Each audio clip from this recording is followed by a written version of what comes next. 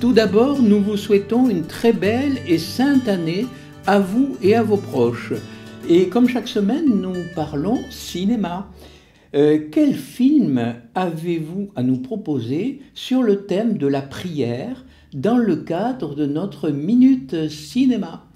Dans le cadre de notre Minute Cinéma, on peut parler du dernier né et des studios Pixar. Pixar qui a été racheté, comme vous le savez, par Disney en 2006. Et c'est le leader dans le domaine du film d'animation en images de synthèse en 3D. Et donc, vous êtes certainement au courant de ce film qui est sorti le jour de Noël, le 25 décembre dernier, et qui parle justement du ciel et de la rencontre avec le Seigneur.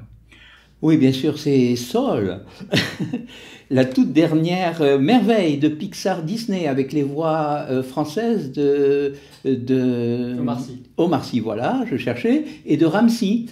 Mais dites-moi, Père Julien, soyons sérieux, il est question du ciel, s'agit-il d'un conte métaphysique sur le sens de la vie ? Il est question du sens de la vie, il est question aussi du ciel, de la vie après la mort, des fins dernières, et de la rencontre avec Dieu. Cette vision du ciel dans le film et de la rencontre avec Dieu peut nous étonner, nous en tant que catholiques, mais vu le bon accueil du film par la critique et son succès au box-office durant ses premières semaines de sortie, eh bien, on se dit finalement que, apparemment, ce film passe comme une lettre à la poste aux yeux de nos contemporains. Effectivement, Soul, en français L'âme, est un film éclairant, me semble-t-il, sur la perception du ciel chez nos contemporains. Et je voudrais rappeler en quelques mots l'intrigue. Donc, il s'agit d'un homme passionné de jazz, professeur de musique dans un collège, dénommé Joe Gardner, et il a enfin l'opportunité de réaliser son rêve, jouer dans le meilleur club de jazz de New York. Mais un accident mortel va le jeter dans le monde de l'au-delà, c'est-à-dire il va mourir. Le réalisateur, Pete Docter, mêle dans ce long métrage toutes sortes de traditions dans un syncrétisme joyeusement assumé. Et tout le monde y trouvera son compte. Alors justement, que peut-on dire sur l'au-delà à partir de ce film? Un happy end à la sauce ketchup, peut-être? C'est ça, un happy end à la sauce ketchup, c'est bien trouvé. Ce monde après la mort, vu par les studios Pixar, c'est un monde globalement cloisonné. Voilà, on peut dire que c'est d'un côté il y a le ciel et de l'autre l'enfer, donc c'est très simple. Et il y a aussi sur une réplique extraterrestre de la Terre, on découvre également un incubateur pour les âmes qui se préparent à rejoindre un corps, donc avant la naissance. Alors, plusieurs directions sont offertes à ceux qui meurent. La plupart se retrouvent sur un gigantesque tapis roulant, un escalator plutôt, qui va les entraîner vers une immense boule de lumière. Et à propos de l'enfer, il y a bien un enfer dans le film ? Effectivement, on voit que certains peuvent aussi se retrouver en enfer. Ce sont ceux qui se sont enfermés dans leur névrose et leur maladie. Ils deviennent alors des ombres errantes, des fantômes menaçants, fuyant toute compagnie, torturés par leurs propres démons. Personnellement, je préfère croire que la miséricorde de Dieu est tout à fait capable de venir à bout de ce genre d'enfermement. L'enfer, c'est autre chose qu'une simple névrose qui n'a pas été résolue. Donc, si je comprends bien, une vision simpliste, tout ou rien, le ciel ou l'enfer, il n'y a pas de chemin de perfectionnement possible pour les défunts, ce qu'on appelle les âmes du purgatoire.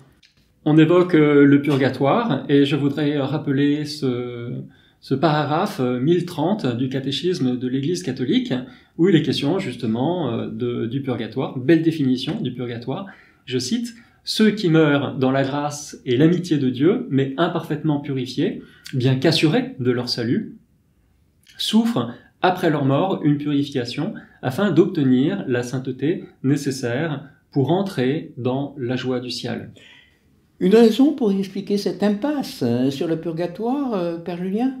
Si l'auteur de Soul n'a pas représenté le purgatoire, c'est sans doute parce qu'il est lui-même issu d'une tradition spirituelle fortement influencée par la théologie de la Réforme, comme la majorité des Américains d'ailleurs. Je crois qu'il est question de réincarnation.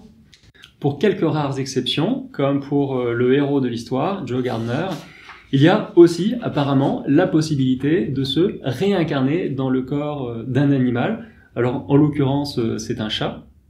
Dans le film, on passe à plusieurs reprises du monde bien réel, représenté en images de synthèse. Ce sont des vues de New York. Donc c'est fait de façon assez extraordinaire. On retrouve tout le savoir-faire des studios Pixar, un travail extraordinaire sur les lumières, les textures, les personnages, les décors très réalistes de la ville. Et puis, d'un autre côté, il y a le monde invisible qui est représenté par des formes très stylisées, dans des teintes plutôt froides, bleues ou vertes. Et c'est le moment, je pense, où les plus jeunes, parce que le film est aussi adressé aux plus jeunes, les plus jeunes vont décrocher franchement du film. Autant le travail sur les images de New York sont soignés, autant les séquences de l'au-delà sont pauvres et simplistes. Et donc on peut comprendre le procédé pour le producteur. Il s'agit de rester dans le format standard du long métrage, 1h30, 1h40, tout en baissant les coûts de production pour le producteur. Alors on peut aussi parler de la morale de l'histoire.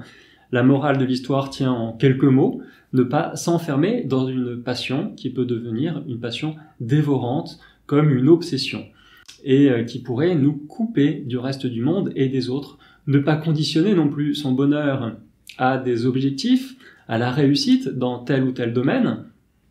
Ici, pour Joe Gardner, il s'agit de réussir dans le jazz, mais il s'agit de vivre le moment présent et de savoir accueillir le bonheur tel qu'il se présente, c'est tout simple. Je trouve finalement que c'est une bonne morale. C'est un message simple auquel on ne peut que souscrire.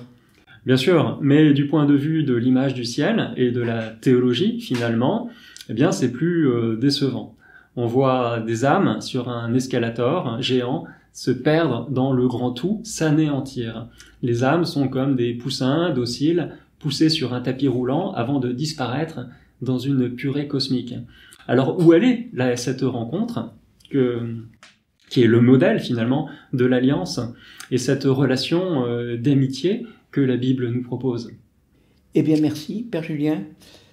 Merci Jean, à la semaine prochaine.